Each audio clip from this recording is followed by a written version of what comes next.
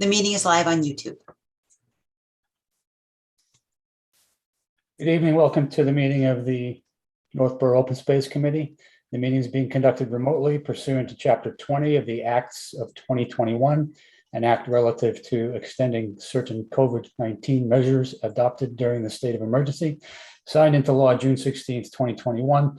This meeting will be conducted via remote participation. No in-person attended by members of the public will be permitted. In order to mitigate the transmission of the COVID-19 virus, the town of Northborough has been advised and directed by the Commonwealth to suspend public gathering, and as such, the governor's order suspends the requirement of an open meeting law to have all meetings in a publicly accessible physical location. All members of the Northborough Open Space Committee are allowed and encouraged to participate remotely. The order allows Northborough Open Space Committee to meet entirely remotely, so long as reasonable public access is offered so that the public can follow along with the deliberation of the meeting. The public is encouraged to follow along using the post agenda, and meetings of the public. This can be seen on Northborough Remote Meetings on YouTube. Sorry for that. This meeting will not encourage public comment.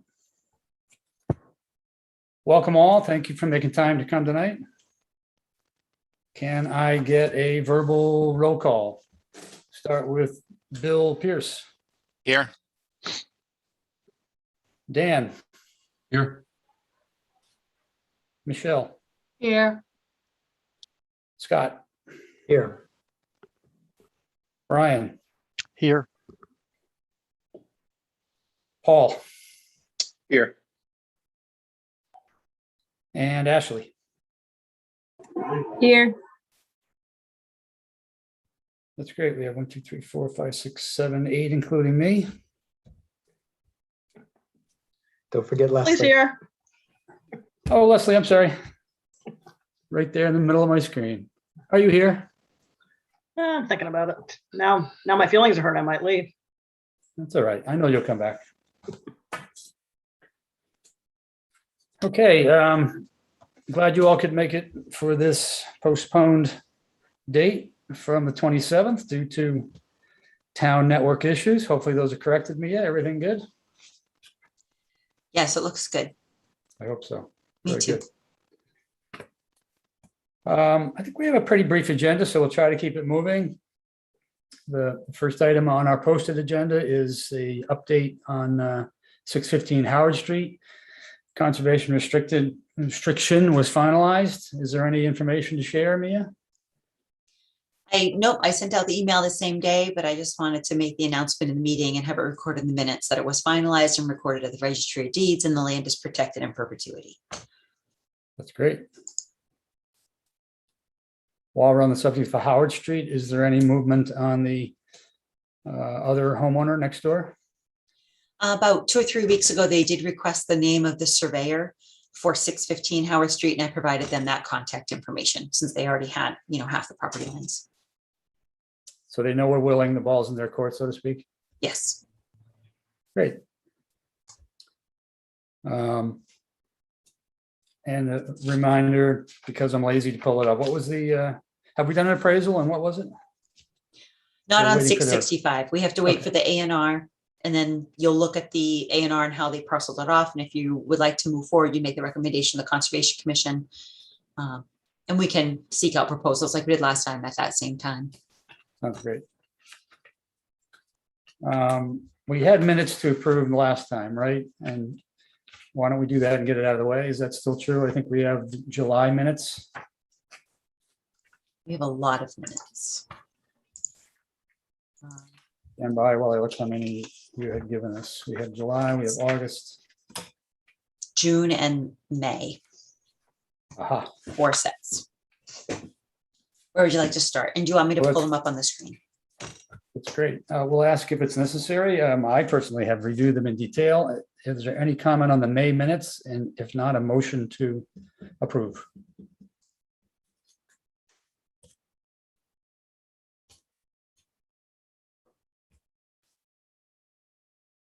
Would anyone like to approve the May minutes? or make a motion to it? Make a motion that we approve the minutes of the May, sorry, what was the date? May 3rd. May 3rd meeting. Second. Excellent. Second by Dan. Thank you. Dan was not present, so we may want to have someone else second. Second. Thank you. Paul? Excellent. All in favor of approving the May minutes? I need a roll call. Bill? Yes. Dan? Not present, so you're absent, right? Michelle? I was absent. I wasn't. Also part of the committee. absent, not on the committee yet. Scott? Not on the committee yet. Correct. Brian? Yes. Paul? Yes. Ashley? Yes. And John, yes. And Leslie, did I get you already? Again? Leslie, sorry. Yes. May minutes are approved. Leslie doesn't like me, but let's see if we can get through June. Does anyone have a comment on the June minutes? And if not, could I get a motion to approve?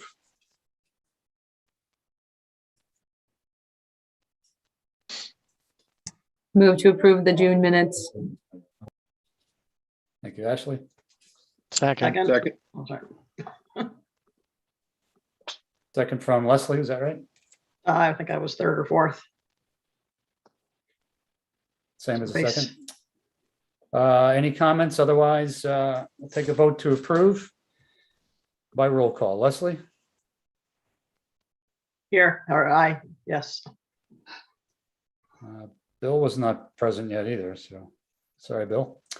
Brian? Yes. Paul? Yes. Ashley? Yes. Dan? Yes. June minutes are approved, and me, yes, June minutes are approved.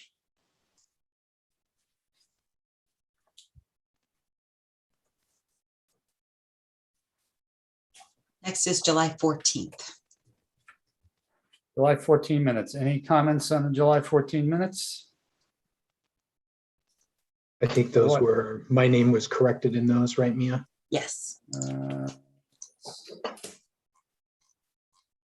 Yep.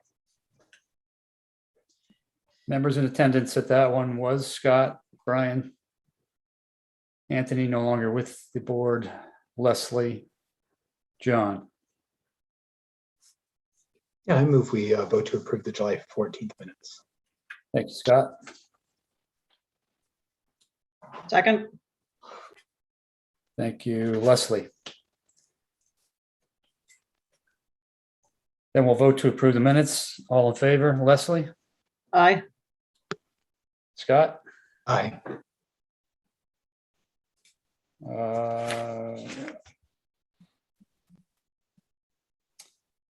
Brian? Aye. And John? That's all that was here. Minutes are approved.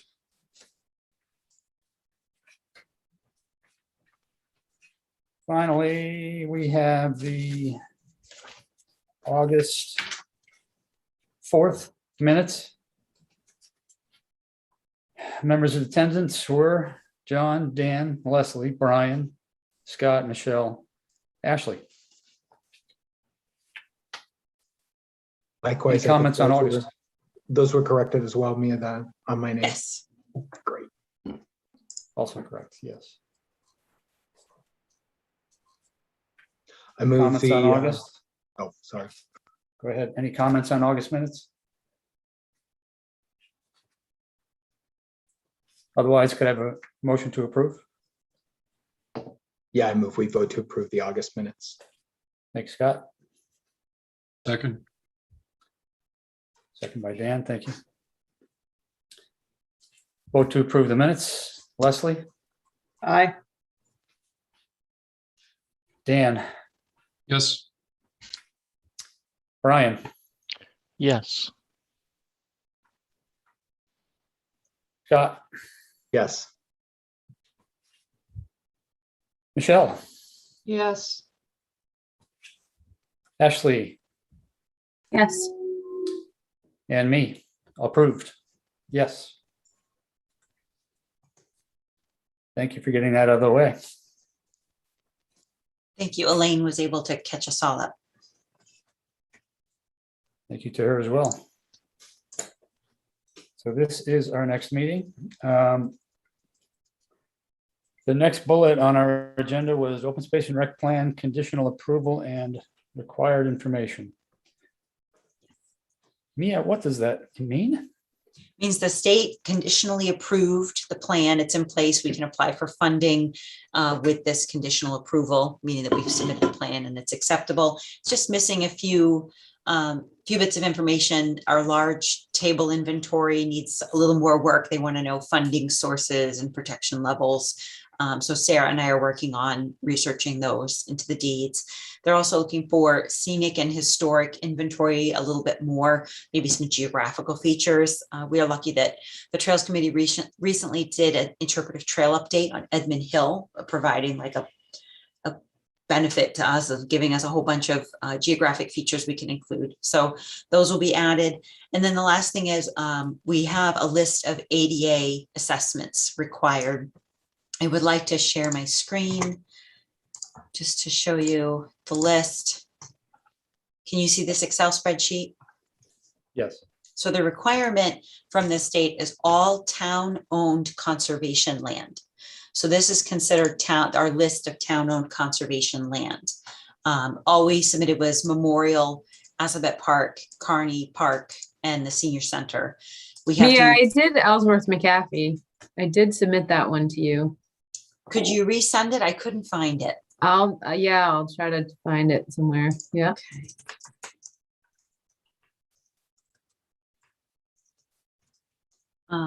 So we're looking for volunteers for these, and then your input, you can do extra if you'd like, because this is also conservation land within the town. So you can see town-owned conservation land. We have things like Green Street, Watson Park, Mount Pisgah.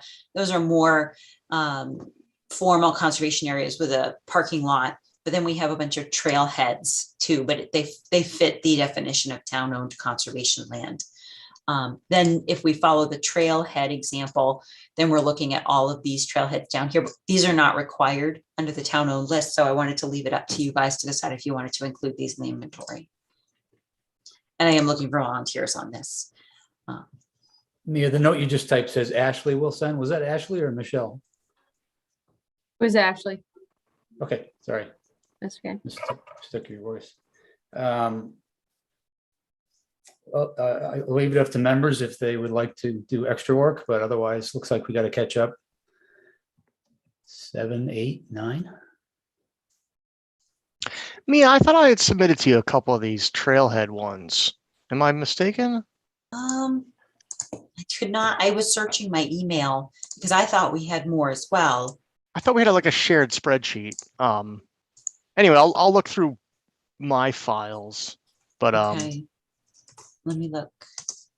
because we had a conversation in which we were curious how the ADA assessment applied to a completely non-ADA area and whether it was valid or needed. You And did Pisgah. I found it. So Pisgah is done. Thank you. Yeah, Mia, I'm sending the Ellsworth McAfee one now. Thank you.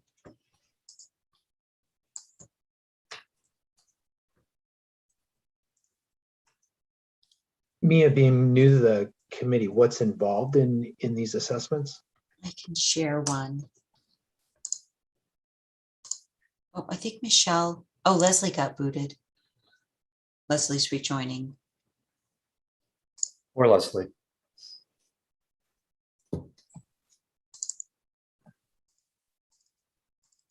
It's not Leslie's night.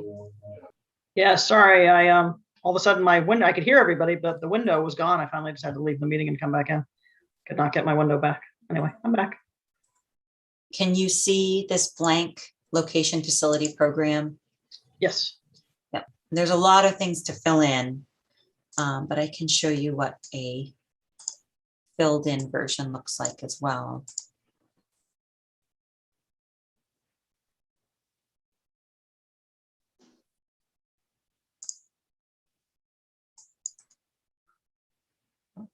Hold on 1 second, it's loading.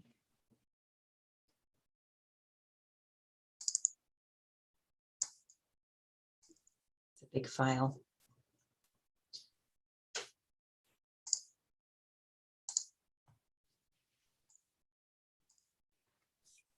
Okay, so, this is, can you see this PDF? Yeah. I Yes. think- You can just print it out, hand, this is the one for Assabet. So you can see it's just sort of handwritten in. Can you zoom it at all, Mia? Yeah. There you go. So, there's no shower rooms. So NA in the whole category. Let me show you another one. This is Memorial Field. This is done a little more formally, but they're all acceptable. You can see most of it is none, because most of our facilities are not ADA accessible.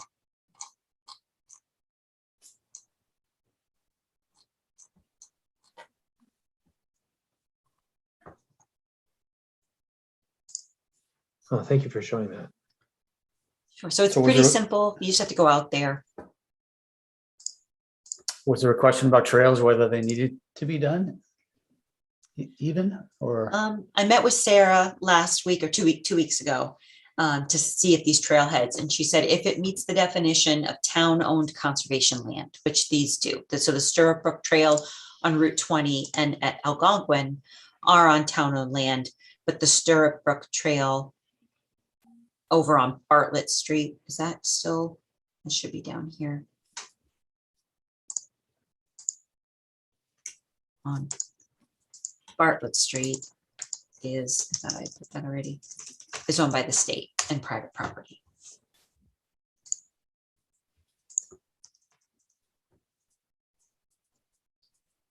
John and me, I would volunteer to do Watson Park then.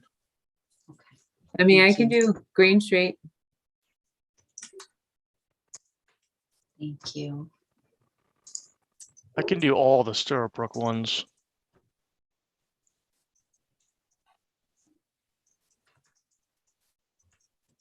I'll do the Cold Harbor on Church Street.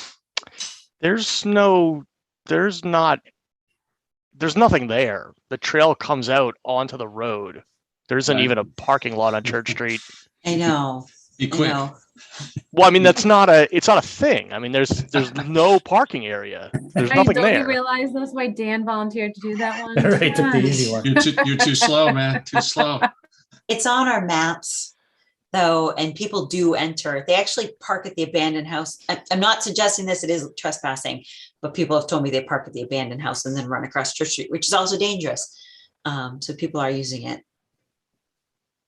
And then the man who lives right there, he said people walk up and down Church Street to get to in that way too. I'm Yeah. not saying people don't hit the trailhead there. I'm just saying there's no ADA parking. I mean, there's nothing there. know. There's nothing to assess. Should we erase it? Well, I guess I'm not sure what we're going for here, right? We're doing an ADA assessment on like parking and facilities, right? So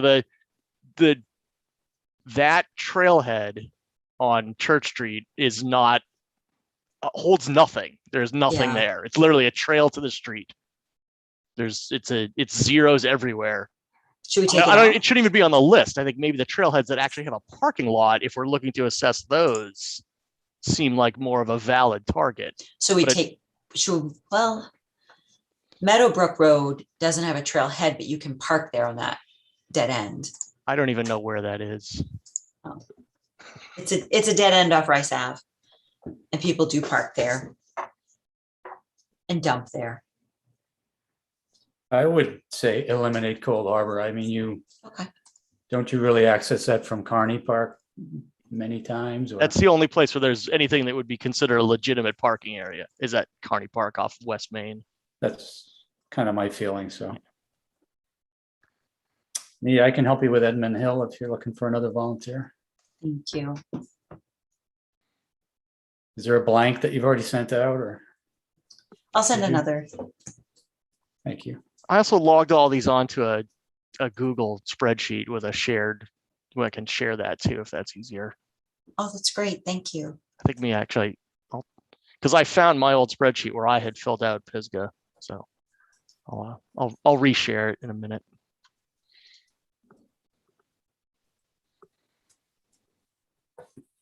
Okay, All right, so that's Yeah. it. We'll keep working on that. okay. And- No other actions required by us for the open space plan? Not at this time. If any of you have any scenic, historic, I mean, we already had that scenic and historic inventory from the historical commission. We're looking for more like geologic features. If any of you know any distinct geologic features on conservation land, let me know. Excellent. Okay, the next item up on our agenda is the Whitney Street properties, 429 and 432. And since we had some members not present over the last few meetings, I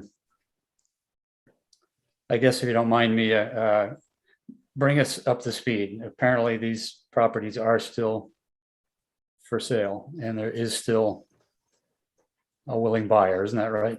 That's right. The town is in receipt of purchase and sale agreements from Lincoln Property Management for the purchase of 429 and 432 Whitney Street. So when that happens, both properties are in the Chapter 61 agricultural program, so they need to be withdrawn. At that point, the town has a right of first refusal to purchase the properties before Lincoln does.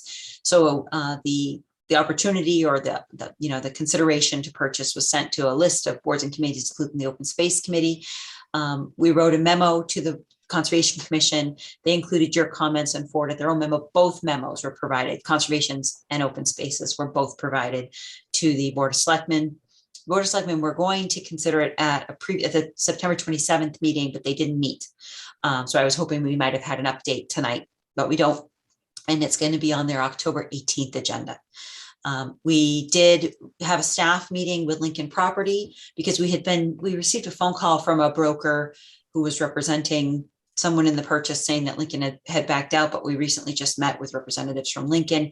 They have not backed out. They are proceeding. And they were looking for the permit processes to move forward with their projects. At that meeting, we discussed all our boards. No board submitted a memo saying, yes, please buy this for me. So, we'll see. It'll be up to the Board of Selectmen. They'll have to consider it. Do we need any representation there at that meeting? They have all they need? They have all they need, but you can always go as residents. Or I'd encourage you to it's go. going to be Zoom, right? Or is it live? I mean, is it in person? Scott, it's still Zoom, right? Board of Selectmen Correct. Yeah, that'll be a Zoom meeting. with public input. It'll be a webinar. What's the date of that? October 18th, you said. 18th, Yes. yes. We're tentatively scheduled to get back on track.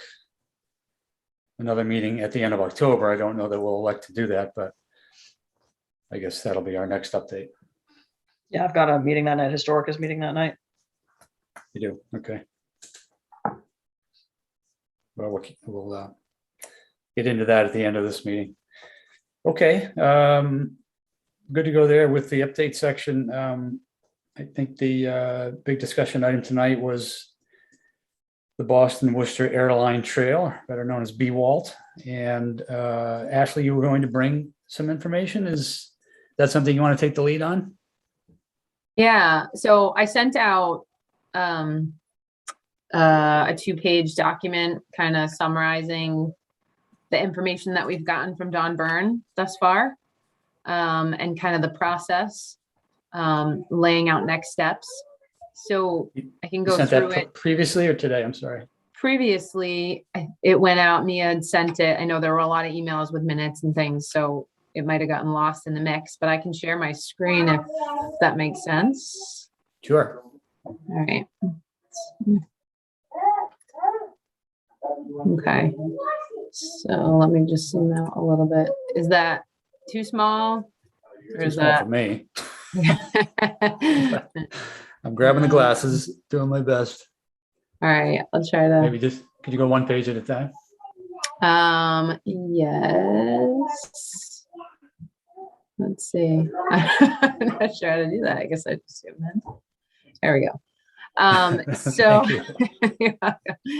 so Don had previously kind kind of gone through everything that we would need to do the different sections of trail. So the one that he had originally referred to as B-Walt was the piece that went from Westboro to Shrewsbury, that was down near Northborough Crossing. And that is not the piece that I am proposing we kind of take a look at today. So that piece is listed as number 2 here. It's off Otis Street. It's about 1 mile, so it's a much smaller piece to tackle. But Shrewsbury is not really interested in doing anything at this time, so it's it would be a dead end piece, and it's more of kind of a difficult, maybe not difficult, but is not the right word, but more of a busy area to deal with through plazas and Route 20. So it's kind of a tricky trail to take on.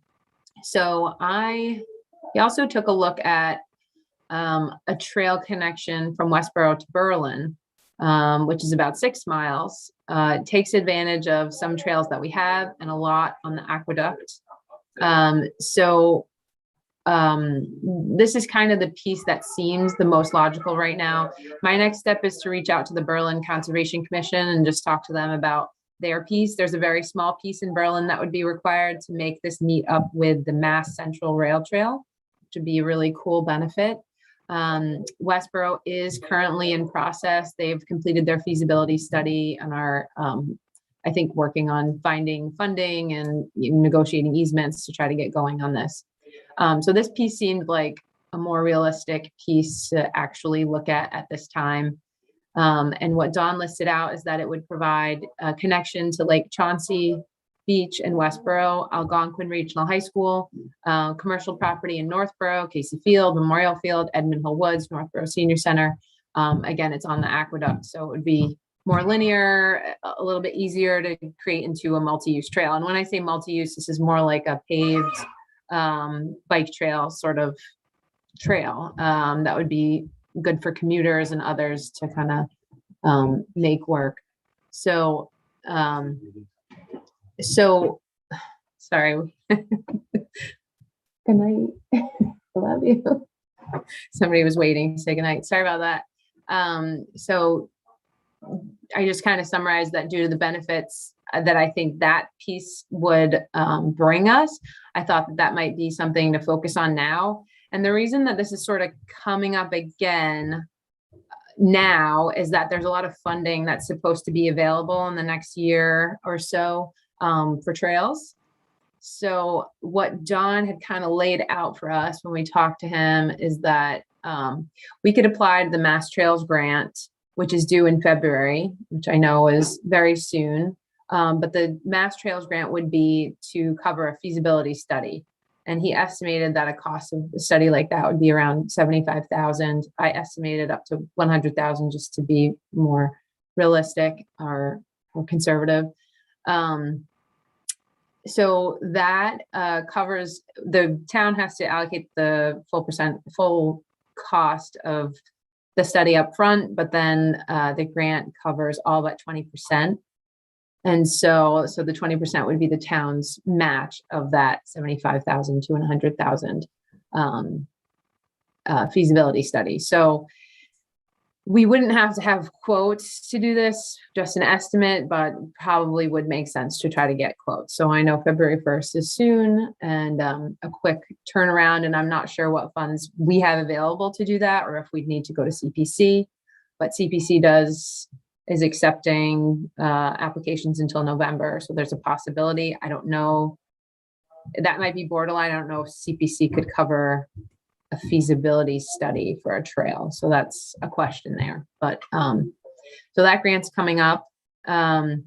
So the way that it would work, as Don laid it out, Don Byrne, is that we would get a feasibility study. They would kind of lay out what sort of infrastructure costs there might be, what the cost of the trail would be, what easements would need to be negotiated over which properties, kind of the best route, things like that, just to kind of lay out the best way forward for a trail like this, which Don has done some of, but a professional engineering firm would, be needed to really determine. So once we had that, and we kind of had the process and the cost, what Don proposed was that something like this that would kind of require infrastructure because it's the aqueduct. There's various pieces where there might be culverts needed or bridges. He thought a transportation improvement program funds from that would be the best way forward. So what that is that the DPW has a list of projects for transportation improvement funds each year. They work with DOT. DOT would actually cover the cost of this, but you kind of have to work with the town DPW to get on the list. At least this is how Don described it to me, and I'm certainly not an expert in this. So if you have any insight, that would be helpful. But we would have to work with DPW and Central Mass Regional Planning Agency to get on the transportation improvement program with Mass DOT. But in the meantime, we would have that feasibility study. Then our role in between getting a feasibility study and getting these transportation improvement program funds and having DOT kind of work on things moving forward is that we would need to negotiate easements. So the feasibility study will say, this is where the trail should go, and these are the landowners you need to negotiate with. We would have to reach out to those landowners, which are mostly corporations, and say, would you be willing to allow an easement through this property? So Don did, I thought I had that in here. Oh yeah, there is a list that he made of which landowners we need to reach out to. So for the 6 mile piece, the easements needed would be MWRA and DCR, which is mostly the aqueduct there. Sudbury Valley Trustees has a piece over off Cedar Hill. The Mass Electric Corp, possibly. TMX Properties, no ideas, company on Barefoot Road, and Sweeney Properties on Barefoot Road. So Don noted that those last two, which may be the most complicated, would only be needed unless there's a railroad crossing potential. So I don't know what he thinks is possible in terms of a railroad crossing. If there's like a bridge to be built or something, it sounds complicated, but the whole thing is complicated, but very exciting. So, yeah, that's basically it in a nutshell. We've gotten some, I'm just going to stop sharing if I can. Oh, I can't figure out how to stop sharing. There we go. So we've also gotten some examples of what a feasibility study would look like we got one from the town of Ashland, and there was one other from another state, I believe, but one of those was included in the email as well. And it kind of just shows what to expect. I think this would be a really great asset to the town if we were able to make it work. And if we could get grant funding for a feasibility study, it's kind of a no-brainer to me if we're only paying 20% of that feasibility study. And if we get the feasibility study and it just seems completely impossible, then we make the decision not to go forward. But if it seems like something that's low risk and really high reward for the town, then I think it's worth exploring. So anyway, I know Don had presented to the Trails Committee a while back. We kind of talked about BWALT a few times, but I think BWALT has a whole host of other issues because of just the location, and it doesn't have that wow factor. Whereas this piece, the 6 mile piece that would connect Westboro to Berlin, would connect all of Northborough, connect a number of conservation properties and other town-owned properties, senior center, high school, et cetera, to the Mass Central Rail Trail and just provide these connections, I think would be really cool.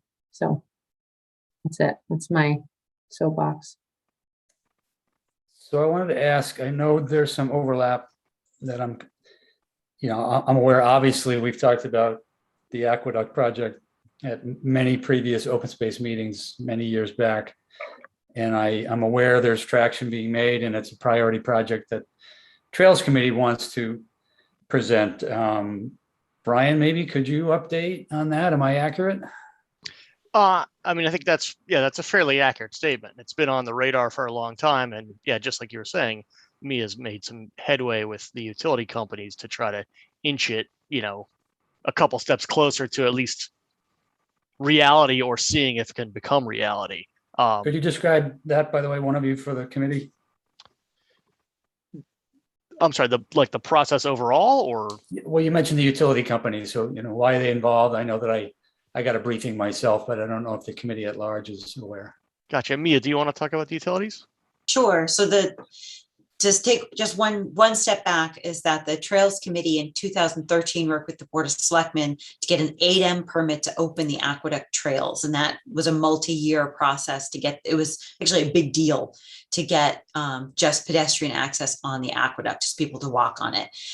In fact, it was such a big deal because it's post 9/11 that it didn't open until 2014. Phase 1 was a 1.2 mile stretch from the Marlboro line up to the aqueduct bridge over the Assabet River on Hudson Street.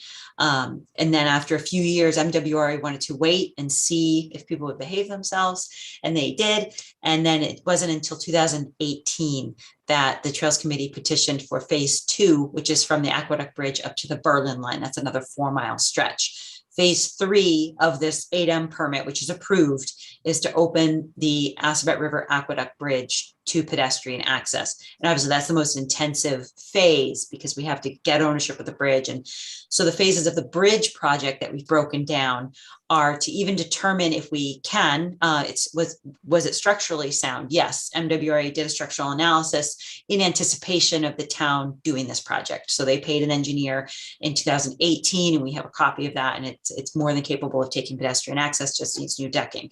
Next step, you might notice there's power lines. There's residential power lines that are almost within reach. A good jumper could probably reach them. There'd be a lot of shoes on them. It would be dangerous. It's too close. So Fred Litchfield and I, the town engineer, met with the 3 utility companies who own those lines. Grid owns the poles, and one set of lines, Spectrum and Verizon. Got them all out there in late March to see if it was even possible to move the utilities. Got a thumbs up from all 3 utilities. Took a couple months to get them all to determine that all of their utilities can fit within the right of way. And we've coordinated a project with National Grid to move those utilities. So that's the phase right now. The next step is to actually move those utilities into the ground. This is by town request, so the town has to pay for it, and to get the bridge. And we're working with MWRA to transfer the bridge to our ownership. And so Trails Committee is going to be putting forth a CPC application for the relocation of utilities from overhead to underground this November 4th. Now, so while you're on it, and you mentioned it, how are you planning to present that application to be applicable to CPA as phase 1 of this trails endeavor? Is that how we're going to try to? Because this is a small bite of the apple. This is between $60,000 to $100,000 to relocate these utilities. The next step is to get the bridge. We have no idea if it's going to be $1 or $100,000. It's going to, like I said, we're working with MWRA. They've contacted their legal department, and they're formally putting together the process the town will have to enter. We have to get our legislators involved because it will be surplus. It's a formal surplus process through state properties. Trying to get that bridge. Hopefully it'll be $1 and there'll be no cost there. But our biggest cost is going to be the decking, providing safe and attractive decking and security fencing over the top of that bridge. And who knows how much that would be, but similar projects have come in about $1 million. So we will not be using CPC funds, maybe on the design of that, but we want to save our big bite of the apple, our big trails grant or tip grant for the actual decking, that big $1 million project, and maybe break that out into smaller. Sure. So let me put the question a different way. For the application to come before CPC and have legs, it needs to relate to the overall project. We're building a new trail in essence. It's a trail connection. Yeah, And it's also historic. Right. We're building a trail connection. We're, adding a recreational property.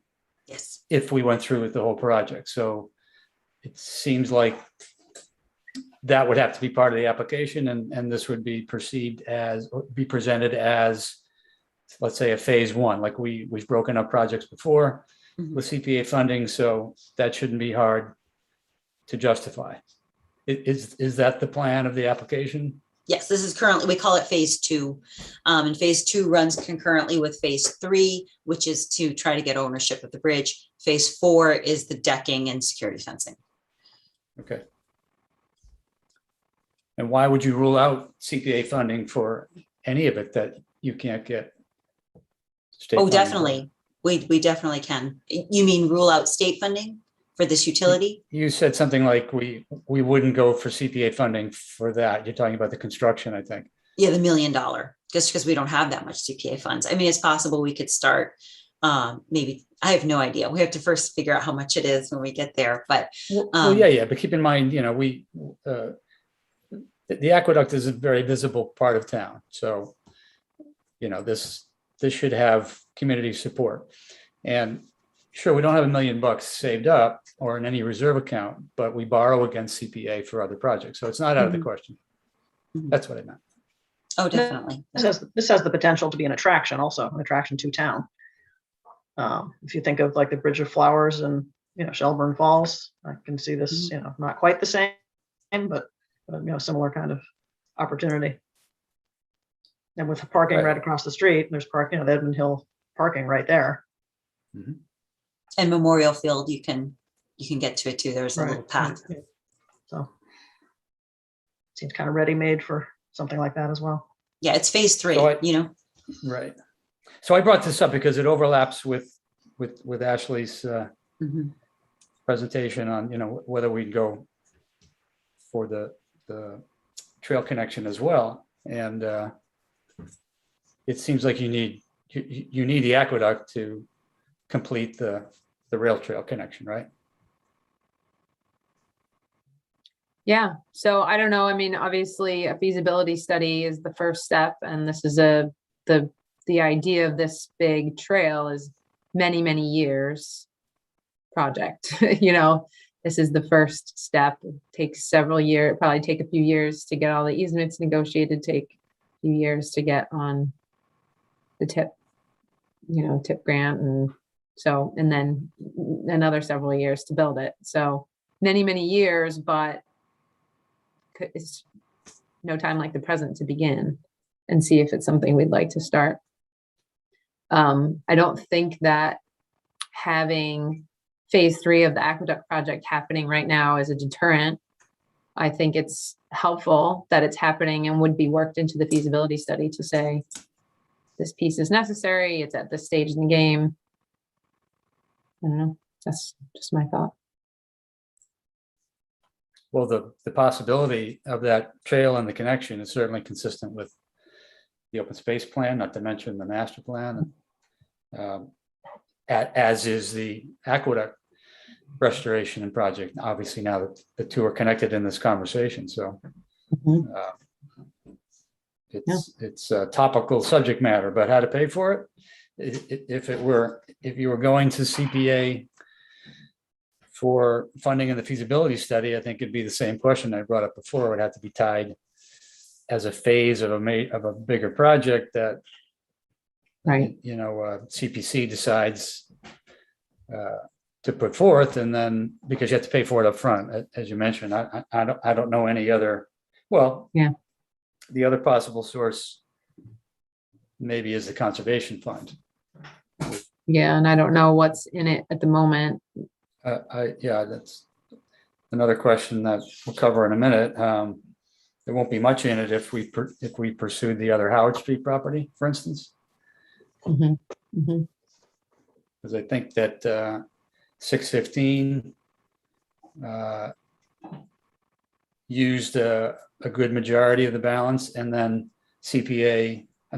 town meeting this year restored 400,000 back to it. So. I mean, if timing's right with the feasibility study and the grant comes in, which grants would be awarded in the summer, probably wouldn't get the reimbursement until the following summer. So summer of 2023, then you're getting replenished at that point. But I don't know what the Howard Street, I don't know what their timeline is. So open this up to other members. I was kind of setting the stage with the overlap between the aqueduct and the Trails Committee's effort, and then your presentation. Anyone else like to offer comment? I had a couple questions. Ashley, you said you sent the Ashland presentation. Do we have a handle? Was there a narrative report that went with that as well? As I a larger assume- document? Yeah, I assume there was, so let me get that from Don and I can send that around. If he has well, I can actually just reach out to the town and see if they'll share it. And then did you mention Westboro had done a similar feasibility study for one of their portions? It just would be interesting to see what we might expect from a sample, feasibility reports, just to see how much depth they get into. Yes, definitely. They had one done that they actually got it redone recently. I think it was just completed recently in Westboro. Oh, that would be good then. Yeah, so I'll ask them to send that over. And then I think I was able to reconstruct, I was messing in GIS here and following the aqueduct. So I see how that list of potential properties that might need easements. I think I'm following how Yeah, that got determined. I'd like to try to make a better map because it's really hard to follow that map. So yeah. Yeah, I think that would be good if that's relatively easy to do, is have something that's a little more zoomed in and might indicate exactly where the trail might fall in terms of the portions of the aqueduct and everything. Yep. So I think, Scott, to your question about the sample, I think there was an email from Mia in June. Scott, I don't see you on this, but I can forward it to you, of basically Westboro's sample feasibility study that they did, which is actually posted on their town website. So I could just forward it to everyone, on this meeting. But Yeah, that'd be great. a pretty, link us to that. Yeah, I mean, looking at the feasibility study, because I think I had asked this question in our last meeting. Obviously, the cost is what it is, but you are getting a very detailed, shovel-ready type of report that goes through all the different scenarios. What is required for all the different properties you need to go through, the types of whether it's going to be paved or whatever the case is. But I think, John, my question.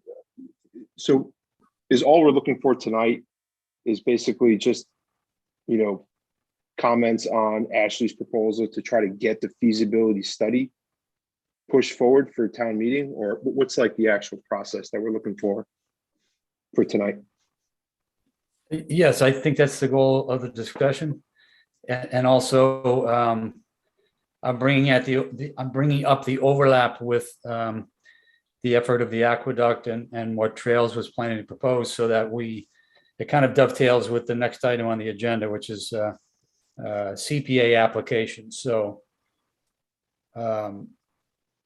I want us to talk about priorities and whether there might be more than one priority, from open space and trails to the CPC, and talk about other things that we know that are coming up, and so that being that I'm on that committee, it helps me to plan as well.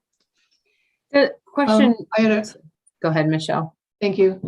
So one of the things I would request, and maybe Mia, you could help on this, but on the BWALT, I know the governor is doing a huge initiative on MBTA communities, and Northborough is an MBTA community. They're trying to tie housing more to public transportation, which Northborough doesn't really have other than the commuter rail. So there might be some thought process on not necessarily pushing aside the BWALT, but looking into what the governor is actually proposing to communities, and it's really active going on right now. So I think you might want to look into and also tie that into your master plan implementation committee about how are we looking for housing connected to the commuter rail, because Northborough is considered an MBTA community, and that is our public transportation source. So I understand how Shrewsbury is not interested, but I certainly think there is an opportunity, maybe with this program that the governor is presenting to all communities, and Kathy Jubert's very familiar with it, She's talking on the planning board with it, and I think you'll see more discussion about happening about how you connect your MBTA communities together. And there's probably a lot of financial resources, I would imagine, when it comes to housing and public transportation.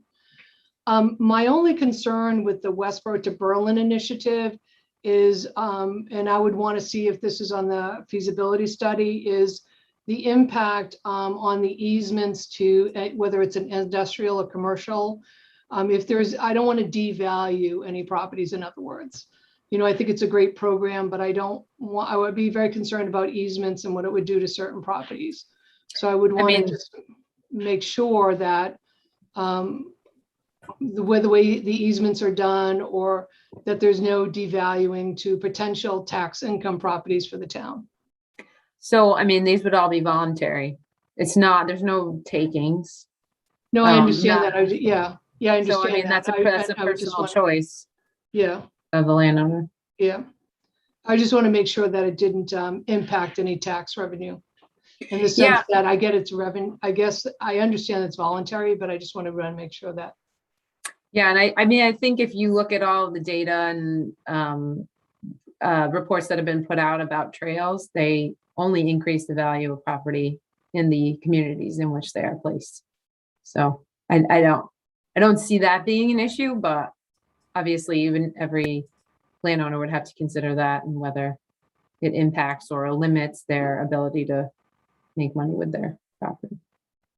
Yeah, I think when it comes to zoning, I would hate to hear 5 years from now or something, 10 years from now, that we couldn't do that because we put trails on the property.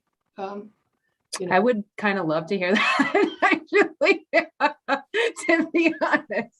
Yeah. That is kind of the point sometimes, not of the trail easements. I'm thinking of other easements, but yeah.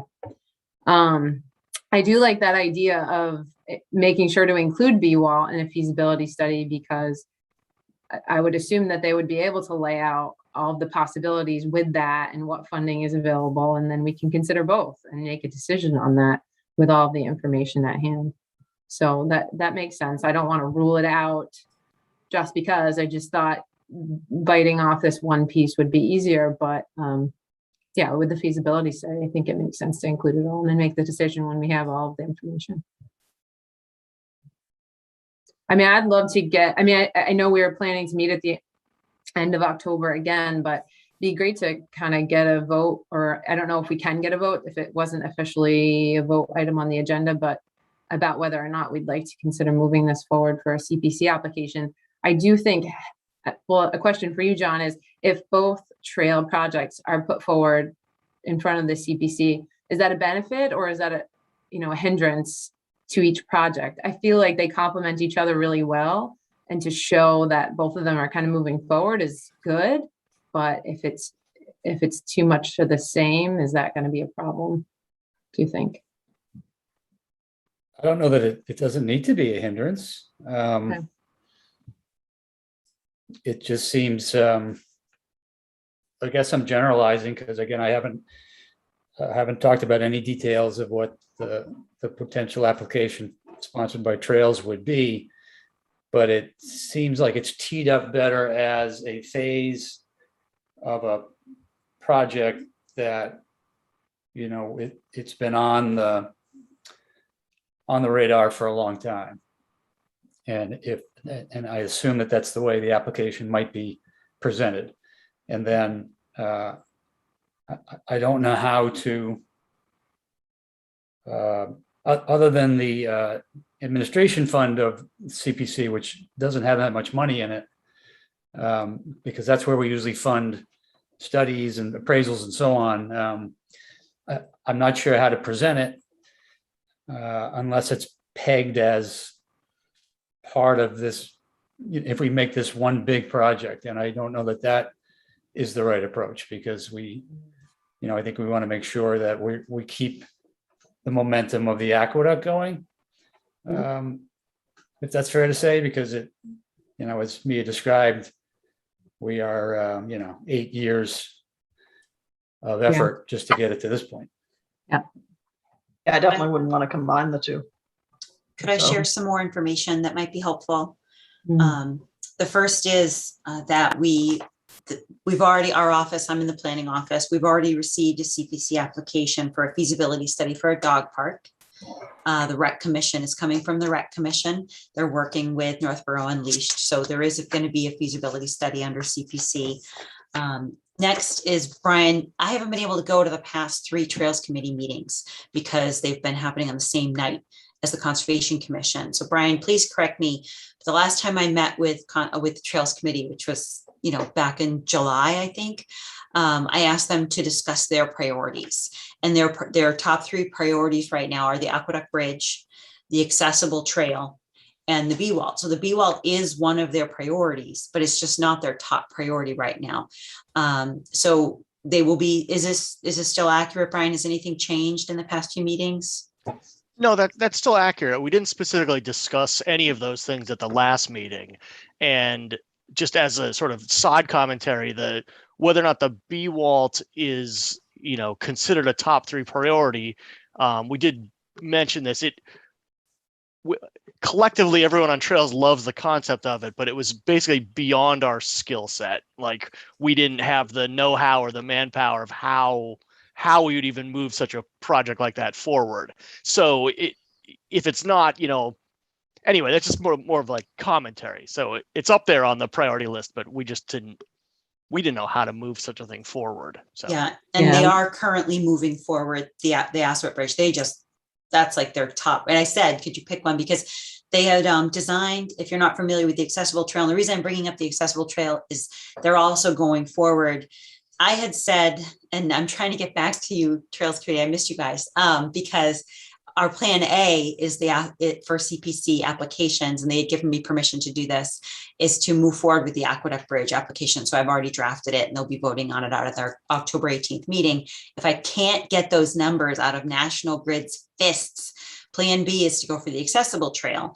And speaking with John has strongly encouraged us, as John's had as the chairman of the CPC committee, has strongly encouraging the Trails Committee to apply for both.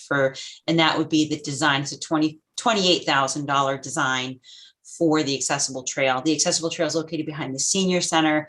One of our Trails Committee members, Forrest Leifer, designed it. He reused a lot of the spaces that had been altered from that disc golf project that didn't pan out.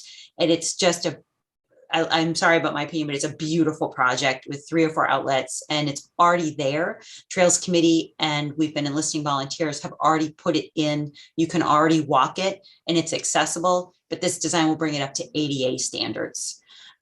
So that's also going to be a CPC application from Trails Committee, most likely. They're going to be voting at their October 18th meeting.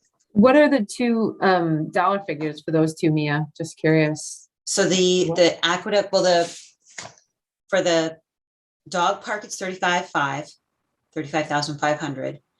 And this is for a professional landscape architect to do a site analysis survey. It's basically a feasibility study. They're calling it a site analysis survey and base plan development, and that analyze 5 sites. And then the Aqueduct Bridge is $60,000 to $100,000. We don't have those numbers yet. It's based on industry standards of $300 per linear foot. And then the design of the accessible bridge to ADA standards will be $28,000, and it'll be a little over $200,000 to get that put in. And that would be after we get the design, I'll be doing the environmental permitting, and then it'll be a shovel ready project. And we're hoping to go for funding for a trails grant to put that accessible trail in to finish it off. It's just the right amount, that $200,000, and shovel ready. I think it'll be a really great candidate for that kind of program. So how much funding does the CPC have this round to grant for open space projects? Maybe it's the same number every year. I don't even know. I don't even keep up with that, John. It's not, and I failed to get prepared for the meeting. I was going to have that number at my tip of my tongue, but in round numbers, the revenue will be close to 700,000 if it's not over it. That's been rising a little. I don't know the matching amount yet. That usually comes around November 1st. The match has been higher because of changes in the legislation around CPA, which is good. And then there's still more unreserved account money, which is essentially banked money that's not yet committed to any of the three core categories. Right. And so each year we analyze where we could try to use some of that, which we did last round. It was, pretty big because we had a number of big projects, and we did get the 400,000 into the conservation fund that we've been sort of pausing on for years because of things like White Cliffs and so on that were taking priority. So, there'll be $1 million or so to potentially allocate. Of course, 10% of revenue's got to go to at least 10% to housing, at least 10% to historic, whether that's in reserve or toward a project. And 10% to an open space, with the remainder available for open space or rec. I guess my thought is with kind of numbers like that, it's possible that, is there any harm in trying for a CPC, put it in a CPC application, and if it doesn't get it and the other trails projects take precedent, then that's okay. And maybe we revisit other ways to cover it. I don't know. It's my thinking, but I don't know if that's a good strategy or not. I would not discourage that effort. I just sitting here right now, I'm not sure how to tee it up. Okay, I can try to take a stab at it. I don't. Yeah, and then What's see, the harm? I'll do a little research back on what we've done historically and maybe what other towns have done historically in the CPA database. Whether or not we can treat it as an independent application for the feasibility study with the reimbursement potential. Maybe the application is, contingent on the fact that we're getting the reimbursement. You seem fairly confident that that's available if you meet the deadline?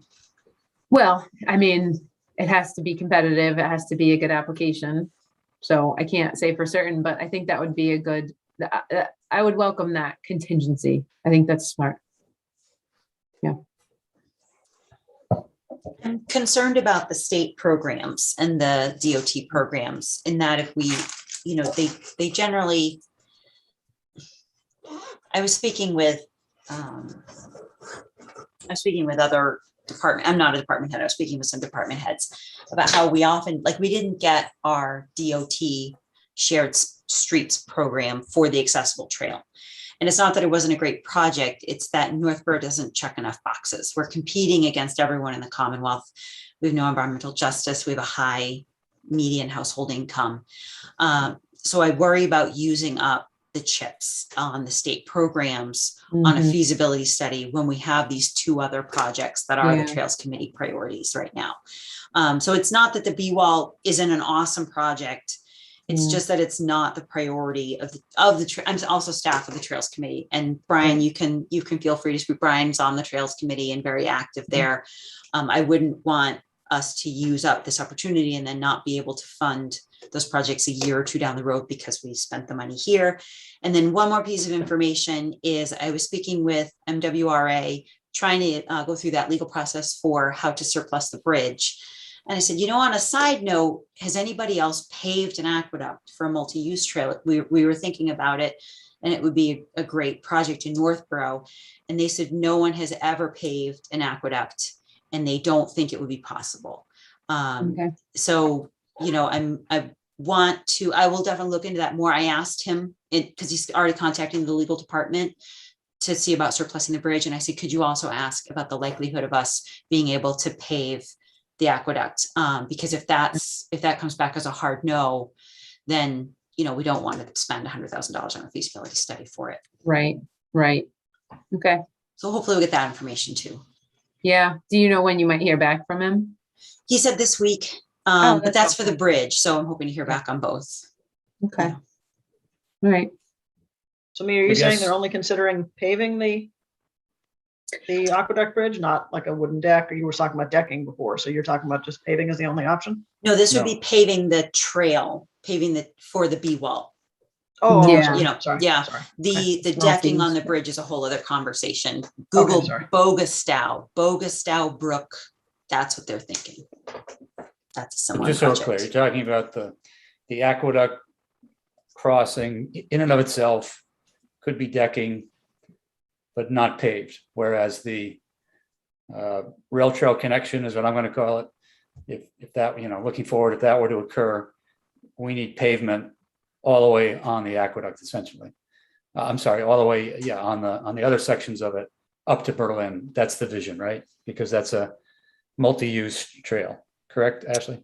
I think so. I think that was the intent. But again, I can confirm that with Don because I assume he understands the situation with the aqueduct and how unusual it would be to pave it. Westboro's proposal is for 8 to 12 feet wide paved. On the aqueduct. No, this is their Okay. B-Walt through Westboro. Okay. Yeah.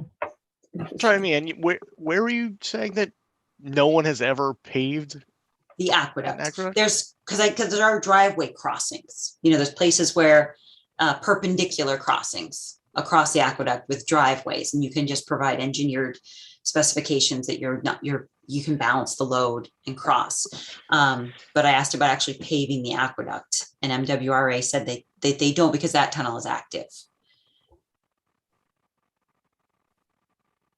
So old rail beds, unused aqueducts, those have been paved. But he said that active aqueduct tunnels with pedestrian traffic above have not been paved. Do you think he's incorrect?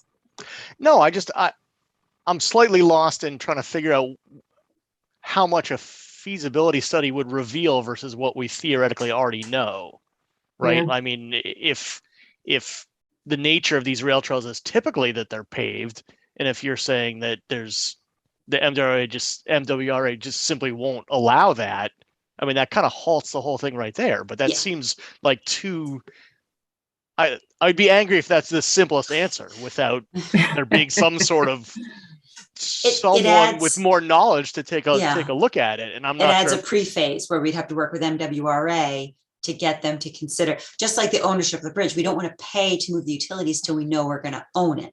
So the same thing, we won't want to pay for a feasibility study until we know we can actually build this thing. But we won't know that we can actually build it unless we do a feasibility study, right? True, and I wouldn't have taken on this task of working with Don if Trails had been wanted to do it. But right, Brian had said this before. Trails is for it. We just don't know what to do. So We don't know how. If Yeah. somebody else wants to take it and run with it, go ahead. So I wouldn't have kind of tried to bypass Trails at all if that wasn't the message previously. Just so that's out on the table. I don't think anyone's bypassing anyone. I'm just No. I'm just trying to figure out. Yeah. From a novice point of view, it seems like the feasibility study is the next step to figure out if this project is even feasible. And then if it's determined through the study that it's not feasible, well, then we're all sad. But I don't want to be sad before learning that to be that official truth. Yeah, and I hear what you're saying too, Mia, about other projects being better for Mass Trails grant and wanting those to take precedent. So, but does that mean maybe try for CPA funding without the contingency and don't get in the way of these other projects going for the Mass Trails grant and just go forward? I mean, it's not a huge dollar figure. It's not tiny, but it's not unreasonable. If we Advice can, I would offer, Ashley, is Mhm. let's just say you're the champion of this project for tonight. yeah. And if you want to take the time to start drafting what that CPA app might look like, and at the same time, this key piece of information that, there's no way you can put pavement on any of the aqueduct surface, that could, if that's a deal killer, then so be it. But if you want to continue forward that it might not be, and then bring it, just to be in the ballpark of the, I don't know what it is, 1st of November or 4th of November deadline for the CPA app. The committee's pretty flexible on the timing of those, but I right now I don't think we'll probably meet CPC until December, and probably December and January. hear presentations on the application. So they give you some time to support it. And what's the worst case that happens? You don't have enough information to support it. You might have to pass this round, but you will at least have learned more whether it can go forward or not. Does that sound like a good strategy? Yeah, no, I think that makes sense. Just keep trying to plug away and see if we really have something. And I think we, as the Open Space Committee, need to vote on whether we want to support it as a CPA application, right? I think. So maybe if we meet again, if we're meeting again in November or at the end of October, we can do that if I have something that seems realistic. I don't have any objection to proposing that we vote now on, I guess, the nature of my proposal of how you might bring it forth. You're not waiting around wondering if everybody's against you. Sure. Yeah. No, that's helpful. Kind of we can get a sense of the committee. Yeah, because we're usually pretty open about pursuing anything that might work. And I like to keep an open mind to anything that we can leverage the CPA for. We've been pretty creative throughout the history in town, and so it could be again. So if we were to vote on this tonight, do we need to have an idea of a decision on the framework on whether it would be a CPA, a CPC application contingent on getting the grant? So let's say we need $20,000 against the $100,000 feasibility, or we would want to vote to support getting the full feasibility study funding from CPC. Is there a choice to make tonight? I'm not sure it's a choice. I guess if we're voting, it would be to support the idea that an application could be written and that it gets presented, whether you have any, objections to that notion. The application itself, I think it needs to mention the opportunity for the grant, which is consistent with what some other applications have done. And that then the CPC can evaluate, okay, the application is looking for $100,000, but it might be 20. And, and then we're going to have to research whether just the study alone is something that I know that we funded other studies, so maybe we just need to see how it fits CPC applicability. Okay. And I just, I don't have an unlimited memory of the ones that we've done, but I know I feel like Whitecliff, certainly. The biggest was probably Whitecliff.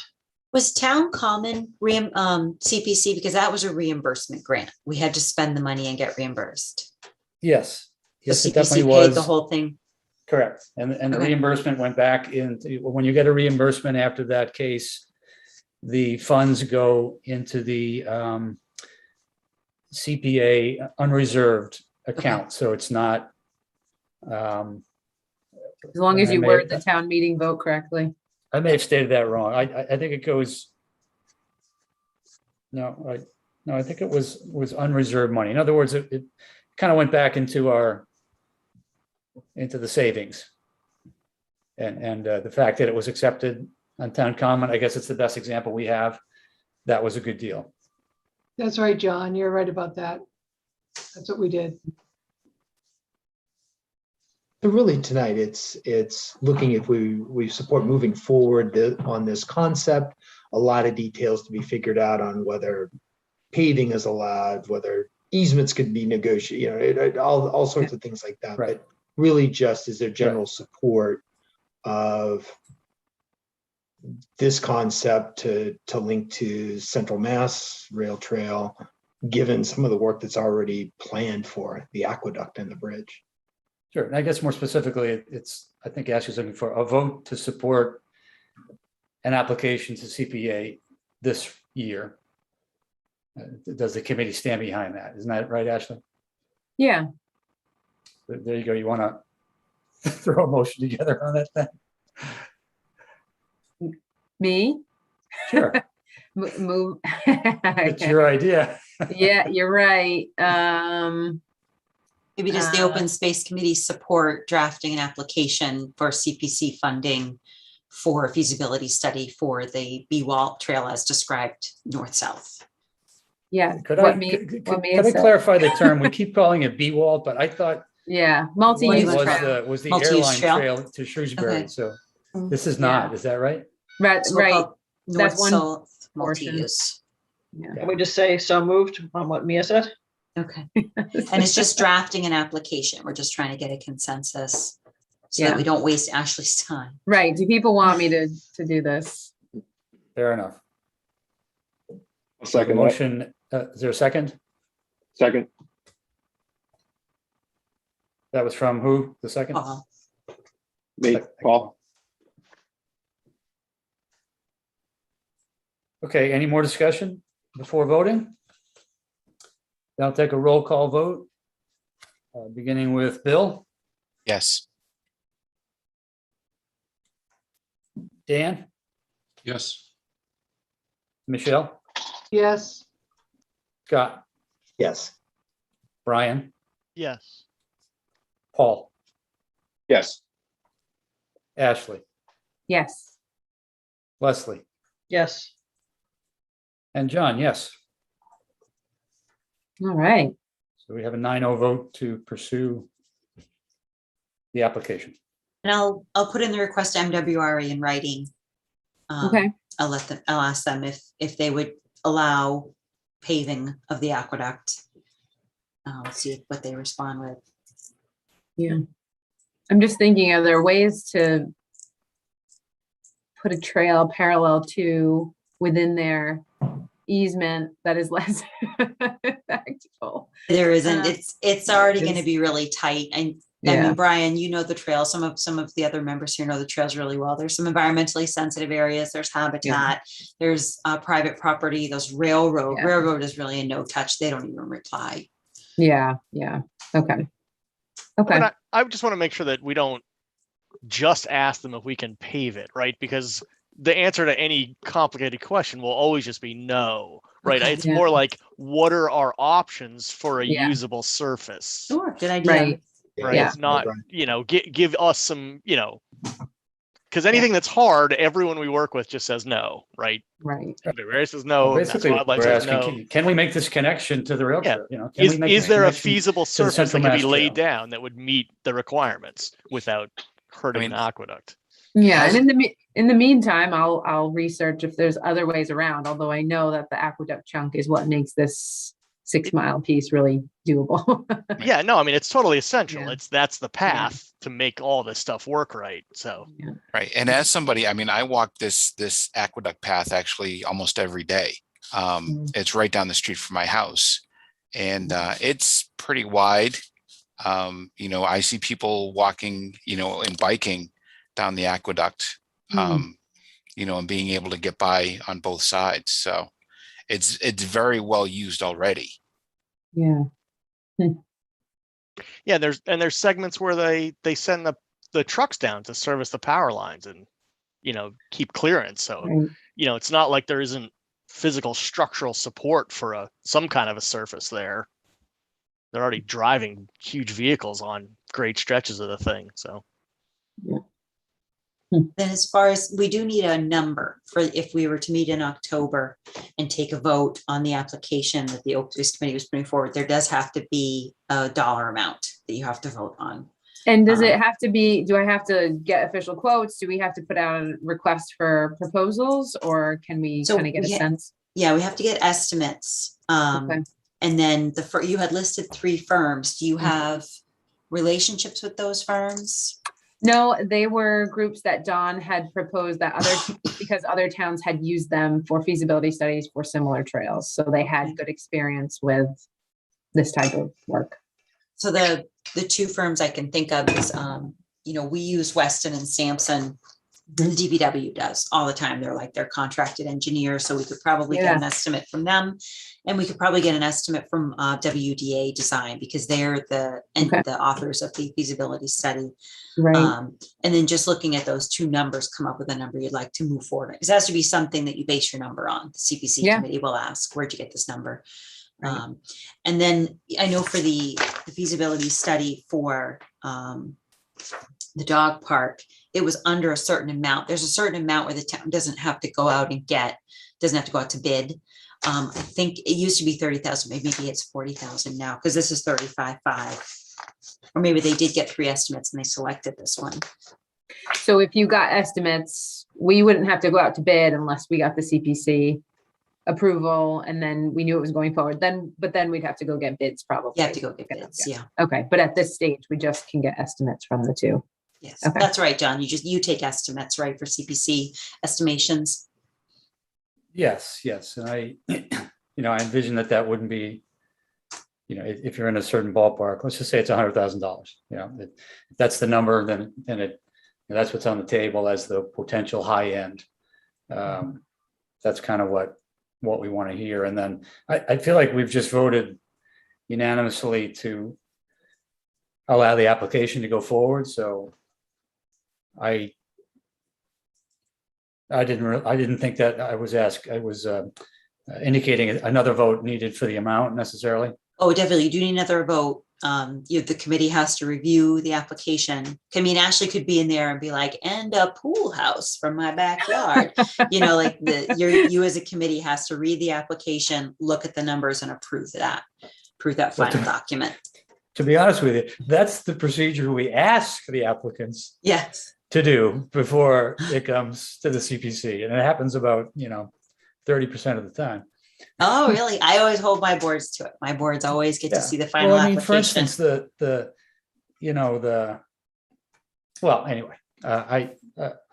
think we got a good plan. So keeping on the subject of CPA applications, usually we're talking about, do we want to ask for more money to be placed in the conservation fund? It's almost a yearly exercise by the committee. As I mentioned before, we had put it forth and it had been bypassed by the CPC numerous occasions due to higher priorities. Last year, our number came up. There weren't as many competing priorities, or let's just say it was available to do. And so we finally succeeded getting $400,000 more. And then we've already approved moving forward with the next Howard Street residence potential. That would exhaust it again. So, do we want an application again for more money into the conservation fund? Usually it's a no-brainer, yeah. But then, let's say we have that application as well. And theoretically, if that and this rail trail study, in addition to the trails as well, but if we say Open Space Committee in particular is asking for these 2 applications, there might become a point where we're asked to prioritize it. I think we should prepare it and we can always withdraw it. Yeah, and maybe Not the a big number. effort it's a cookie cutter application. It I would say usually let's is. I just copy it over each year. Exactly. So I don't think we have anything to lose by preparing it and submitting it, and we can always withdraw. No, Right. no. And if you feel like it should be a little more conservative in terms of the number, but I think we can go for it. Last year, your vote was up to a certain amount. It was like you had asked the committee to vote on an application up to $400,000. And then when the application shook out, if it was going to be less, you had that up to amount. So you could have reduced the amount, but you didn't have to.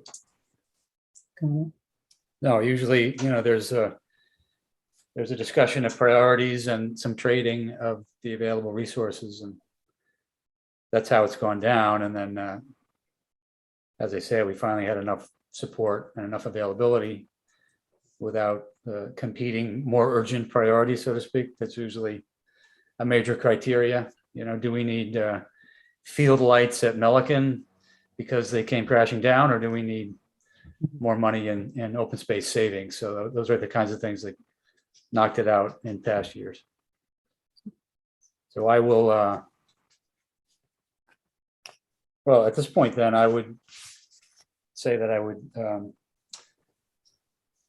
prepare the application again for up to 400,000, knowing that that might be a tall stretch, but it's in the running to be negotiated down if necessary.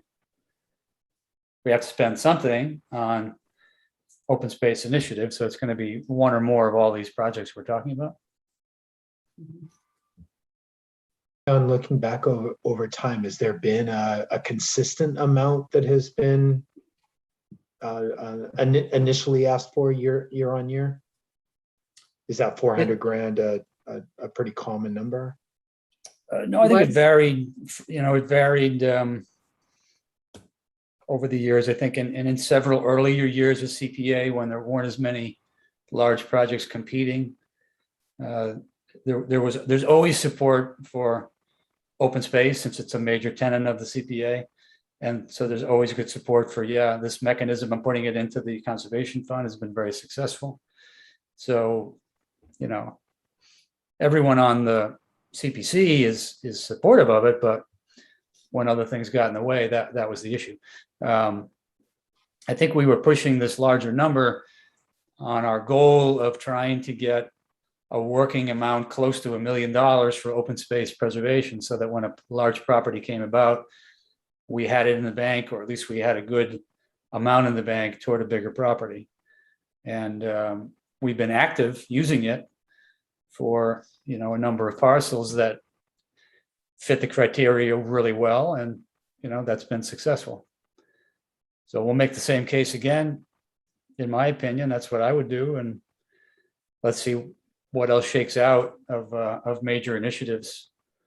I don't know of any big, huge ones, but I didn't come fully prepared either.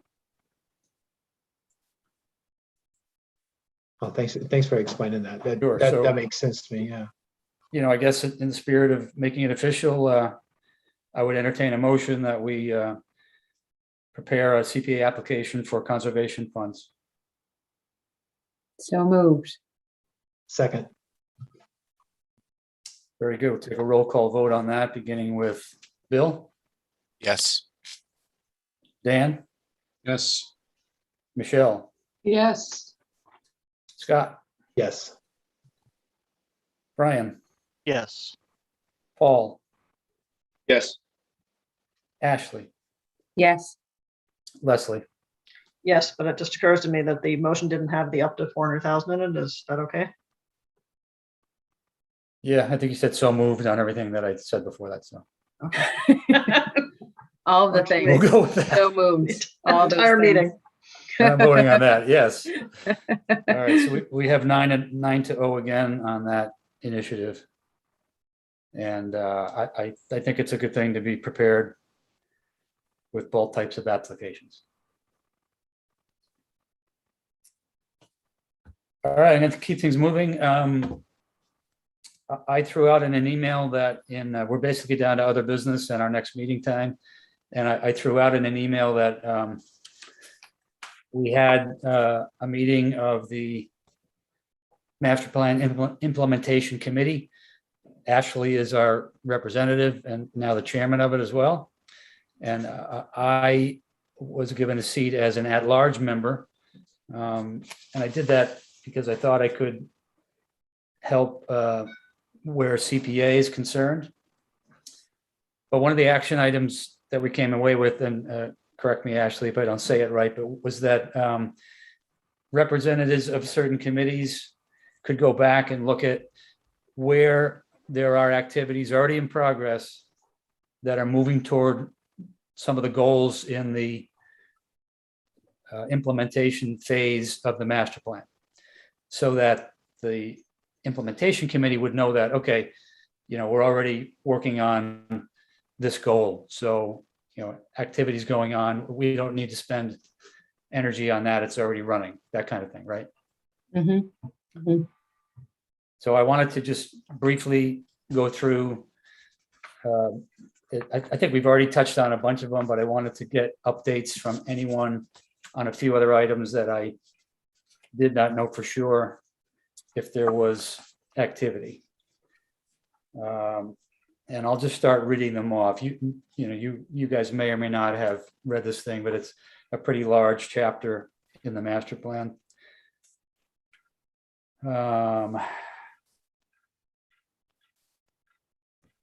John, I Thanks for the shared the highlight. document. Thank you. And I highlighted in yellow everything that says open space and recreation, which is our plan, and OSC, which is you. Blue is Concom, and then pink is trails, because there was a few trails committee. Okay, perfect. I'll just go through them quickly. Item 2 in land use is build off the 495 Metro West Development Compact. So that's not something we discuss much, and I'm just going to say that that's kind of something we could bring up at a future meeting. Land use 3 is review existing zoning bylaw and Conservation Commission regulations for needed revisions to strengthen protection of natural resources. This is certainly an area that we could discuss also at future meetings, where members have input around, and Concom, I think, would be more in the lead on this. Wouldn't that be right, Mia? They do it every year. Okay. So last year they increased their setbacks. And then what else did they do this year they reviewed their regulations to prohibit, they wanted the option to do additional setbacks with steep slopes and erodible soils. Turns out it's already in there. So they're constantly looking for those opportunities. We evaluated the regs this year. They also evaluated the regs to try, you might have seen that at town meeting, it failed to try to take some of the burden off homeowners for public notification. So they're constantly reviewing. They don't have any priority for next year, but they do it annually. Very good. Could you go to the next page? Yep.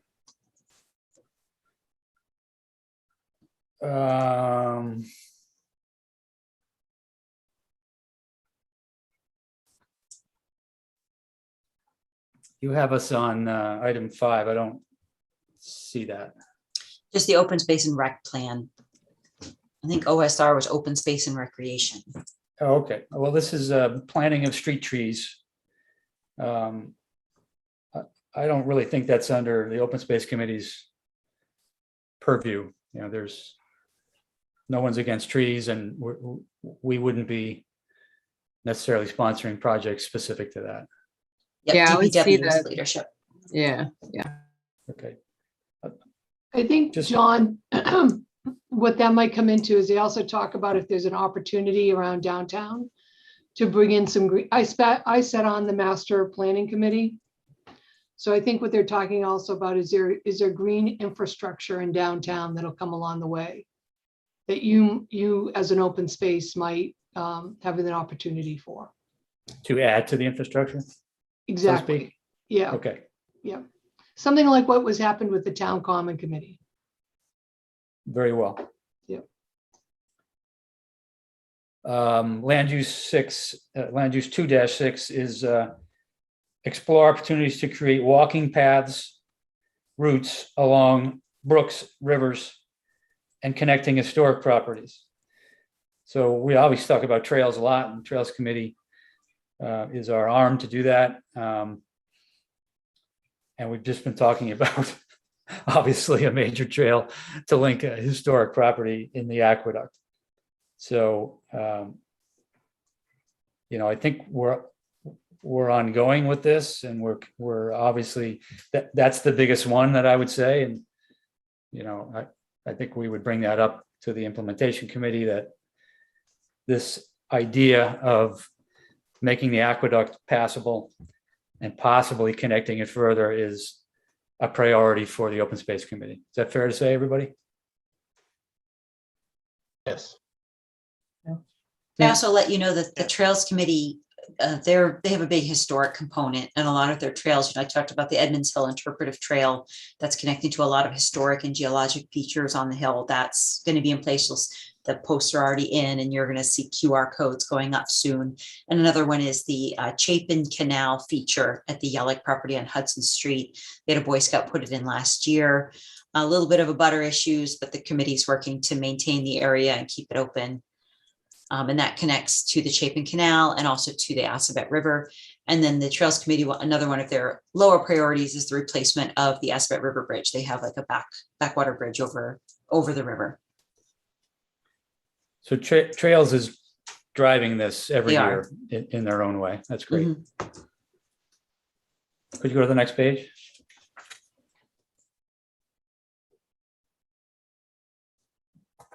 This is number 3-2. It says build greater awareness of Chapter 61 programs. And so that is certainly an area where, obviously we talk about it a lot, but where this committee could maybe do more. I don't know if that's other kinds of public outreach or publications that we haven't done yet. Anybody have any feedback on that, or, you know? I mean, there are nice booklets out there that we could certainly send around. I just feel like, I don't know how this one ended up here. I just feel like people who are able to take advantage of those tax credits do, and who want to. I don't know how many more landowners in town are able to do so. The amount of land they have that haven't, or that actually want to and haven't, but it wouldn't hurt to send around those booklets. I'm sure Mass Woods would give us some. I guess it's mail out. consistent with the outreach we do for, you know, any kind of land conservation opportunities, but. Yeah. We do, it was included in our landowner outreach letters where we talk about different programs. And I always try to get people into I'm currently working with 2 homeowners, trying to get them into the Chapter 61 programs. No, that's Okay. good. Good. That's good. Didn't realize that, Mia. Taxes are Could you high. go to the next page?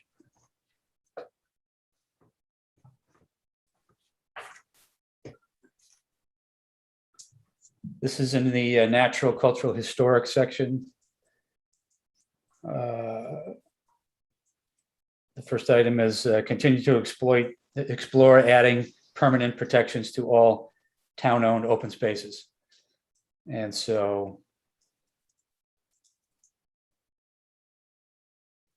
I guess that's the goal would be to look for where we can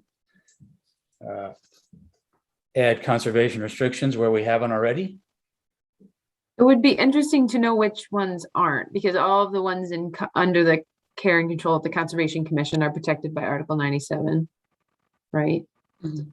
So, I mean, there are probably a few properties that the town uses as open space currently that they didn't put under the care and control of the Conservation Commission because there's a potential use for it in the future, right? So it would be interesting to explore those and just see, is there still a potential use in the future, or is that kind of a holdover from another time?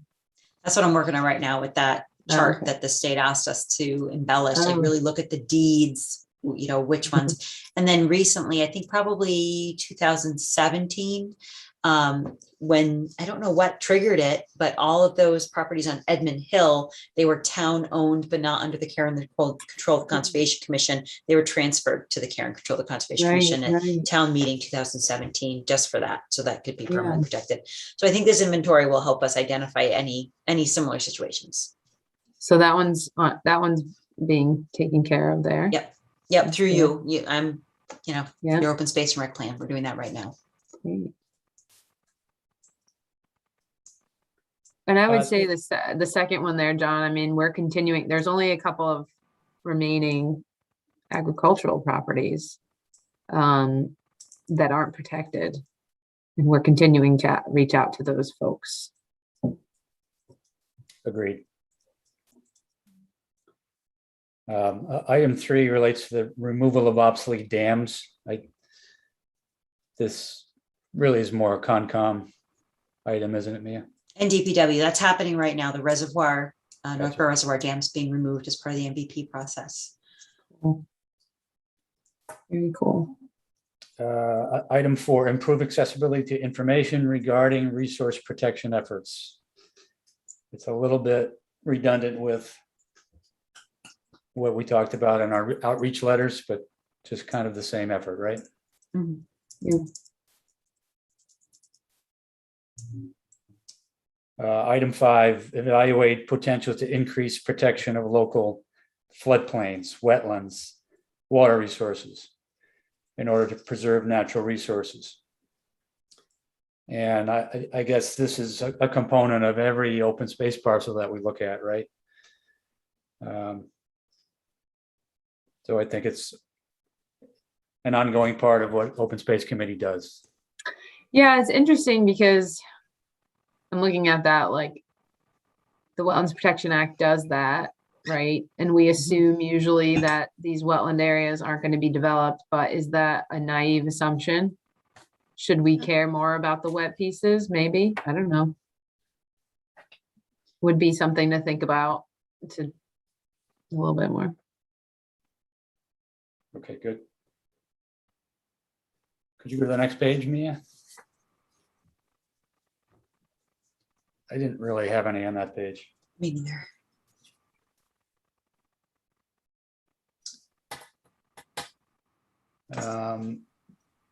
Nothing really. Oh, here's one. I missed one.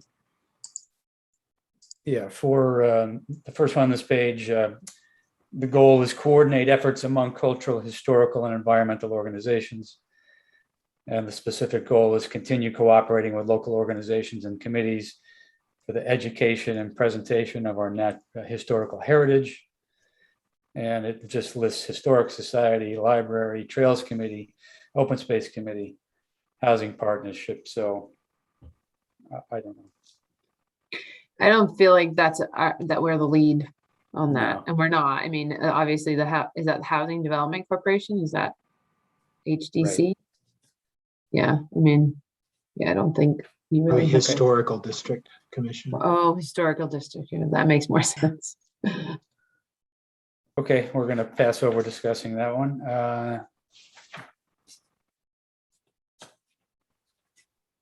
Mia, I did not really see anything else until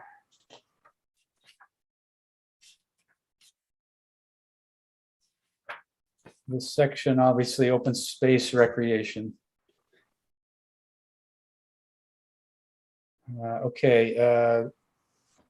Goal 1, maintain, expand opportunities for active recreation. And specific goal 1-1, add more active recreational facilities outside of school grounds and provide lighting and other improvements where feasible. Evaluate boundary street property. And I drew an arrow in my own notes to the one below it, which is considered development of a dog park. So obviously there's ongoing effort to develop a dog park. There's an application from Rec that Mia just mentioned for the feasibility study. I know Boundary Street is one of the properties they're considering. So. OSR 1-1, they're making a pickleball court, right? Correct, and that That's got a step. approved, so.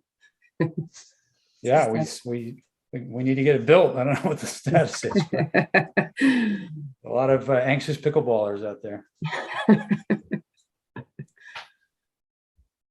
So that, those two definitely qualify to say, we've got efforts ongoing. Mhm. Obviously, it's always, the Rec Commission is always looking for where they need more fields and where they can make the fields more usable. As far as adding lights, that's always a controversial subject. So I'm not so sure that we need to add more lights, but at least have our eyes open, which we always do. Yeah. And John, I remember there was extensive discussion on the Boundary Street over a long period of time with a lot of committee members on the master plan committee. So got a lot of good support on that, focusing on that area. Yeah, it's been considered for a number of purposes. So we'll see where that goes. And I know that the dog park's important to a lot of people, and let's see if that becomes a target. But it's ongoing. We have a few under the second goal: continue to create and maintain passive recreation opportunities. And specific goal 2-1, strengthen trail connections among various trail networks. And obviously our trails committee partners are doing that all the time. Well, I think the discussion we had today about that multi-use trail would really accomplish that goal in a nice way. Absolutely as well. Goal 2.2 is increase public access to riverfront and water-based recreation opportunities. And that one seemed interesting to me because I often think about, where could I put a kayak in a river, and I don't do it very often. So I'm naive as to, where I would go and how do I get into Bartlett Pond and things like that. Hmm. I don't, again, I don't know what open space committee would really be doing about that. So much as it's other, whether it's rec or. Yeah. I mean, we could explore places to, I don't know, purchase land to allow for access or easements. Right. It's interesting because when you like Google put into the Assabet, nothing comes up in Northborough, I don't think. Or when I used to look. It's been a long time. We made a trail to the. We did. So yeah, one of the Boy that's Scouts made a trail right off Ellsworth great. McAfee that goes right to the river. Oh, okay. Yeah. Well, I talked to somebody about that trail once and they said, oh, it's not a real trail. It's an access path. I mean, Okay. it's a, I mean, Yeah, it's yeah, a yeah. trail for lack of any, it's not a road, right? I mean, it's, Oh, no. Yeah, no. So- I just, no, I thought somebody said it was, like not meant for pedestrian use, but it is 100% meant Yeah. for pedestrian Okay. use. Yeah. Great. Great. Thank you. Might need some trimming. I haven't been down there in a while, but And you can put in down there? if you are ambitious, you can. Interesting. You have to drag your kayak from the parking lot through the soccer fields, and it's a cool spot. It is not optimal, but it exists. Yeah. Okay. I remember when the senior center was thinking about going downtown, and then of course they were going to put Stop and Shop there that was going down there. And all along during those discussions, these were, I think, the early 2000s, it was talking about putting access there to the Assabet River. Also in a negotiation process with Stop and Shop at that time, which eventually they withdrew and did not plan, as you know, the supermarket down there. But that was one of the areas that there was always talk about doing something down there. Now it's owned by, I think it's Harvey. Owns it. So yeah, that's an just interesting spot. a little bit of history about the Assabet and access at that point. That makes sense because then you don't run into the waterfall. You can put in a Yellock also. And there's a state boat ramp at Watson Park. Watson Park. Oh, okay. Yeah. We're repaving and trying to spruce up Watson Park right now. I don't even know where that is. Off Lyman Street. We're revamping the pollinator garden. The Conservation Commission is spending $25,000 and the state is matching us $50,000 to repave the access road and the loop. And we get some trash removal going on and trying to counter some illicit activity. A resident came forward and said, come on, let's clean it up. It's a nice little park. And the Trails Committee and Conservation Commission responded. So that's great. Okay. Well, then maybe OSR 2-2 just needs more clear signage instead of increasing. There's not very many places to put in, and we already have 3. So. I think one of the weird things is that none of those spots come up on any maps. Right. I think that's what I was saying. Yeah, they all exist. It's a state boat ramp. How is it not coming up? Well, I'm not. I don't know. Maybe I'm not searching for the right things. When I browse Google, I see lots of trailheads, lots of wildlife management area, lots of flagged things, and it could just be a Google Maps thing. You can request to get it added, right? Yeah. Yeah. We could try that. Be helpful. Anyway. Okay, well, there's a number of things ongoing there that we can report to. Goal 2-3 is where possible incorporate passive recreation into active recreation facilities. This really seems more like the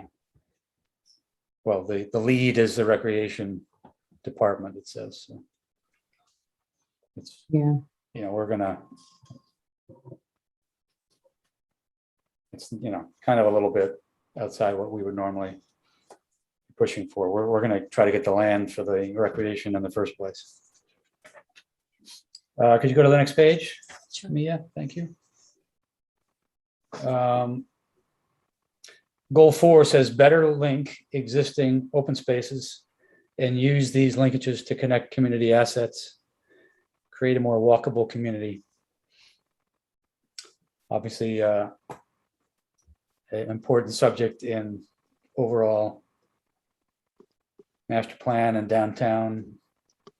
Goal 4-1 says identify acquisition opportunities for parcels that can provide key linkages among open spaces. Well, we pretty much do that every time we look at open space opportunities, right? Yep. Goal 4-2, not really us, is it? Integrate enhanced signage. Just talked about that. Right. Visibility of the town's rec facilities, trailheads into overall open space and recreation network improvements. Yeah, I mean, we could certainly request, put a bug in the DPW's ear, but I think that's probably an overall sort of a full town design branding situation. Right. For signage, we can point more Eagle Scouts that way. You might have noticed, do you remember for a few years, the Edmonds Hill sign was like fallen over, and then an Eagle Scout kind of recreated it, and it's beautiful now. He did a great job. So we keep an Eagle Scout list. So, and we're always working on our kiosk. The Pisgah kiosk is kind of a mess right now.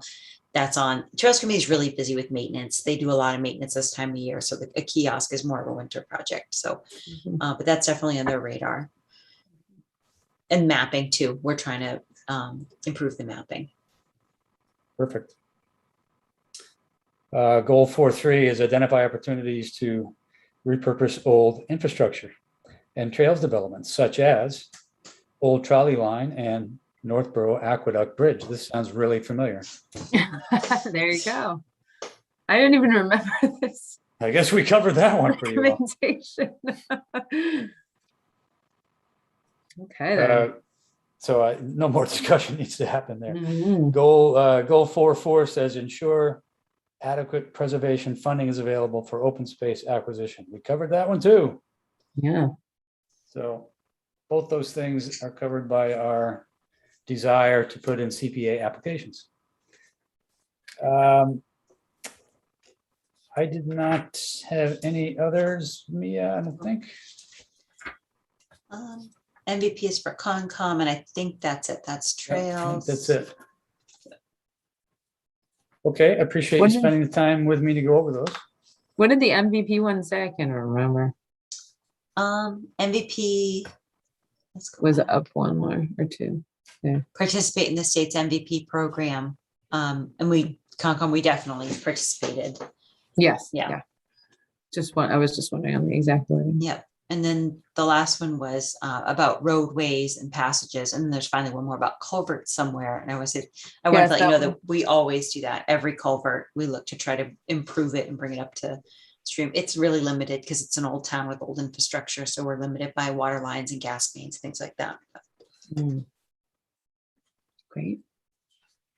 Thanks, Mia, for helping me present those items. Yeah. John. You're welcome. Yes, Is ma'am. it possible? I just wanted to share with the other committee members, if they're not aware of, on that chart. When you see short term, it's current. It's like this year out 5 years.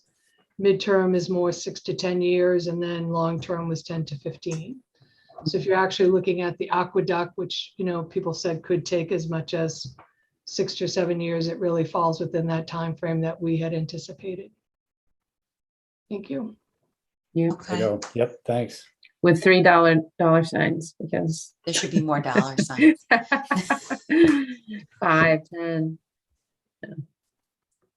Good. I think fair to say the master plan committee is still getting its legs under it and trying to identify, the path, but this helps. One of us will speak to this, and I guess we could put together a highlight list that we might discuss at that next meeting. But we did our job to help that committee identify what's already ongoing. So thank you. Yep. Any other business that anyone has? If not, A motion to adjourn? So moved. Thank you, Leslie. Second.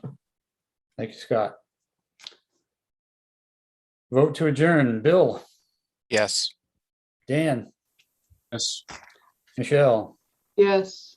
Scott, Yes. Brian, Yes. Paul, Yes.